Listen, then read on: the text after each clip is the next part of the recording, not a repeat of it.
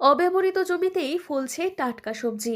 এখানকার শিশু কিশোরদের ভালোবাসায় আর যত্নেই পতিত জমি ভরে উঠছে সবুজে।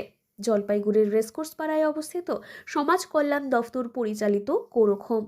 এখানে কোনো সরকারি অনুদান কিংবা অর্থ উপার্জনের লক্ষ্যে নয়, শেখা আর আত্মনির্ভরতার উদ্দেশ্যেই এই হোমের শিশু কিশোরদের হাতে সবুজে ভরে উঠেছে দীর্ঘদিনের অব্যবহৃত জমি।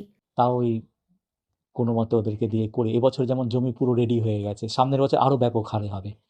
তো এখন তো প্রায় 7-10 কাঠা জমি ধরুন চারিদিক থেকে নিয়ে হচ্ছে, এবছর তো ব্যাপক স্কেলে ধরুন বাঁধাকপি ফুলকপি কিনা ওরা তুলেছে এখান থেকে, মটরশুঁটি বরবটি কোনো কিছু বাদ নেই, শীতকালীন সমস্তটা রয়েছে।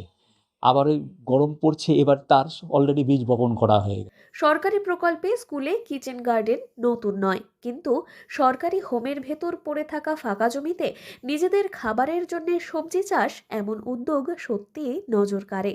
হোম চত্বরে এখনো কোথাও থোকা ধরে ঝুলছে টমেটো, কোথাও লঙ্কা, বাঁধাকপি, ফুলকপি, পাশাপাশি চাষ হচ্ছে ভুট্টা, পেঁয়াজকলি, ওল, লাউ, আরও কত কি রয়েছে, পেঁপে, পেয়ারা, গাদার মতো ফল ফুল গাছও।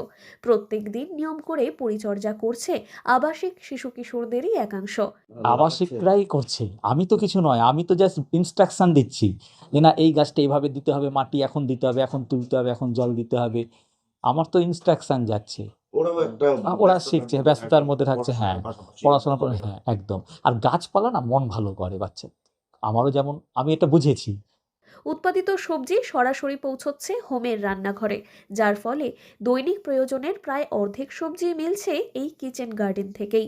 এই উদ্যোগের নেপথ্যে রয়েছেন হোমের সুপার গৌতম দাস। কৃষি প্রযুক্তি অফিসার হিসেবে দীর্ঘ অভিজ্ঞতা থেকেই তার এই ভাবনা। তিনি জানান, অব্যবহৃত জমি চোখে পড়তেই পরীক্ষামূলকভাবে চাষ শুরু হয়। জৈব সারেই মিলছে এই সাফল্য। গৌতম দাসের কথায়, সবুজের কাছেই থাকলে মন ভালো থাকে।